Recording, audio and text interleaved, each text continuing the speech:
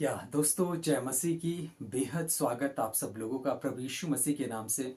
और साथ ही साथ में स्वागत है आप सब लोगों का मसीह मंथन बैठक हिमाचल प्रदेश के ऑफिशियल पेज में। तो जैसा कि आप सब लोग जानते हैं, मैं छोटी छोटी वीडियोस को लेकर आपके बीच में आ रहा हूं। तो आप ज़रूर वीडियो को शेयर करें, दूसरों तक पहुंचाएं। और बहुत ही अद्भुत बातें आपके बीच में हो रही है, तो इसके लिए हम परमेश्वर का धन्यवाद करते हैं। चलिए बात करते हैं एक और टॉपिक के ऊपर। या तो अगर आप पेज पे नए हैं, पेज को ज़रूर फॉलो करें, वीडियो को खूब शेयर करें। या 7 तरह की गलतियां आपका उद्धार छीन सकती है। या अगर आप ये 7 गलतियां करोगे तो आप अपना उद्धार खो दोगे। या 7 तरह की गलतियां आपका उद्धार छीन सकती है। तो बी केयरफुल, आपको बहुत ही केयरफुल रहना होगा। अगर एक विश्वासी की बात करें तो हमें बहुत ही अच्छे से परमेश्वर के साथ अपने जीवन को बिताना पड़ेगा। या यहां पर लिखा है, जो परमेश्वर की इच्छा पर ना चले। अगर आप परमेश्वर की इच्छा पर नहीं चलोगे तो आप अपना उद्धार खो दोगे, या फिर आपका उद्धार आपसे छीन लिया जाएगा। या देखिए कहां पर है वचन, मत्ती उसका 7 अध्याय वचन 21 क्या कहता है। हे प्रभु, जो मुझसे हे प्रभु कहता है, उनमें से हर एक स्वर्ग के राज्यों में प्रवेश ना करेगा, या परंतु वही जो मेरे स्वर्गीय पिता की इच्छा पर चलता है। जो मेरे स्वर्गीय पिता की इच्छा पर चलता है। वाह! तो आप ये देखिए, ये बात तो पक्का है कि जो हे प्रभु कहता है, या फिर जो विश्वास में आ गया, वो जरूरी नहीं है कि उसका उद्धार होगा ही होगा, या फिर वो स्वर्ग जाएगा ही जाएगा। ये पक्का नहीं है, ये कंफर्म नहीं है। लेकिन कंफर्म कब होगा उसके जीवन में, जब वो परमेश्वर की इच्छा के अकॉर्डिंग जीवन जिएगा। और परमेश्वर की इच्छा क्या है कि हम उसकी आज्ञाओं को माने और उसकी आज्ञाओं पर चले। या सबसे पहली आज्ञा थोड़ा सा ये बता दूं, अदरवाइज आपको पूरा बाइबल पढ़ना पड़ेगा। पूरा बाइबल आपको बताएगा कि आपको कैसे एक मसीह जीवन जीना है।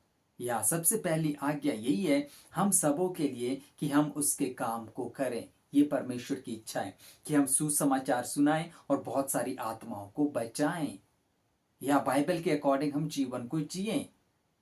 हम मूर्ति पूजा में ना फंसे, हम व्यभिचार में ना फंसे, हम गंदी हरकतों में ना फंसे। ये परमेश्वर की इच्छाएं नहीं है। हमें परमेश्वर के अकॉर्डिंग जीवन को जीना पड़ेगा। आपको पता है, इसी चैप्टर को जब आप आगे पढ़ोगे, इसका 22 और 23, वहां पर बहुत सारे लोग कहेंगे, क्या प्रभु मैंने तेरे नाम से दुष्ट आत्माओं को नहीं निकाला, मैंने तेरे नाम से बहुत बड़े बड़े आश्चर्य और कर्म नहीं किए। तो अब दुष्ट आत्माओं को कौन निकालता है? एक पास्टर। एक बड़े बड़े आश्चर्य और कर्म कौन करता है? एक पास्टर। और 23 अध्याय में प्रभु यीशु मसीह उनके लिए कहता है कि हे कुकर्म करने वाले, मेरे सामने से निकल जा। या मेरे मेरे सामने से निकल जा, मैं नहीं जानता कि तू कौन है। तो मतलब कि सारे हे प्रभु करने वाले, मतलब भविष्यवाणी करने वाले, मतलब कि बड़े बड़े चमत्कार करने वाले, बड़े बड़े आश्चर्य कर्म करने वाले सब स्वर्ग जाने वाले नहीं है। आपने देखा होगा बड़ी बड़ी मेगा चर्चेज, क्या चल रहा है, उनकी हरकतें आपको दिख रही होगी, है ना। वो क्या करते हैं, प्रार्थना करवाते हैं, लोगों को नीचे गिराते हैं और उनसे दुष्ट आत्मा को निकालते हैं। और दुष्ट आत्मा किन से निकल रही है? विश्वासी से। क्या एक विश्वासी के अंदर दुष्ट आत्मा आ सकती है? कभी भी नहीं, कभी भी नहीं। उन्हीं से ही वो दुष्ट आत्माएं निकाल रहे हैं। और फिर वही एक्टिंग हर साल, हर रोज या हर हफ्ते चल रही है। तो ये फिर क्या चल रहा है? ये परमेश्वर की इच्छा के अकॉर्डिंग नहीं है। एक चीज मैं आपको बताना चाहता हूं, जब आप विश्वास में आ जाते हैं, आपको, अगर आप बीमार हैं, आपको खुद प्रार्थना करनी चाहिए। ये परमेश्वर की मर्जी है किसको चंगा करना, किसको नहीं करना। अगर आपको ऐसा लगता है कि मैं किसी पास्टर के पास जाऊंगा, मैं उससे हाथ रखवाऊंगा तो ही मैं चंगा होऊंगा, तो ये फिर बाइबल की शिक्षाओं में से नहीं। क्या हमें पास्टर के पास प्रार्थना के लिए नहीं जाना चाहिए? यस, आप जाइए। अगर आप नए हैं, जब आप पुराने विश्वासी हैं, तो खुद प्रार्थना करें। ऐसा परमेश्वर चाहता है। परमेश्वर ये नहीं चाहता कि आप दूसरों के ऊपर डिपेंड रहे। परमेश्वर चाहता कि आप यीशु मसीह के ऊपर डिपेंड रहे।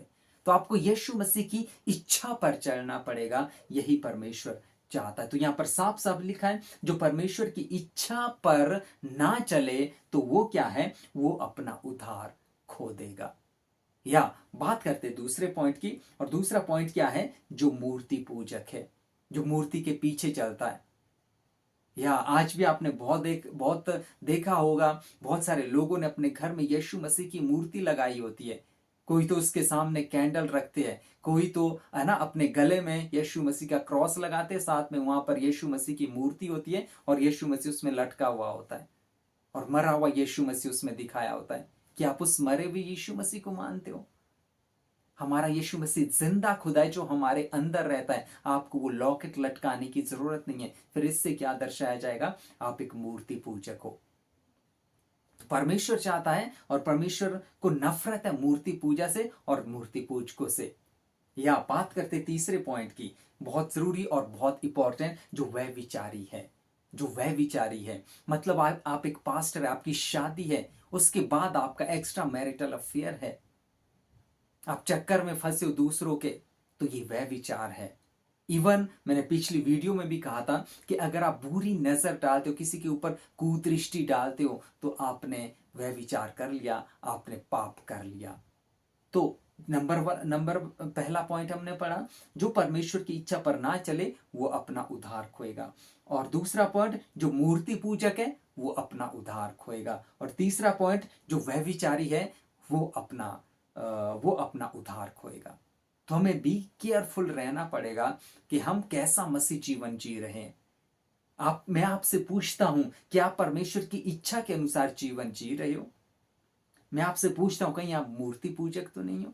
और मैं आपसे पूछता हूं कहीं आप व्यभिचारी नहीं हो? अगर आप ऐसी हरकतें कर रहे हो तो फिर आप पक्का अपना उद्धार खो दोगे। ये मैं आपसे कहना चाहता हूं, आप पक्का अपना उद्धार खो देंगे। अगले पॉइंट की जो बात है वो अगले वीडियो में करेंगे, और आप वीडियो में बने रहें। पूरे जितने भी ये 7 पॉइंट हैं इनको आप जरूर समझें। परमेश्वर आप सब लोग को आशीष दे। God bless you all. Video को ज्यादा से ज्यादा शेयर करें।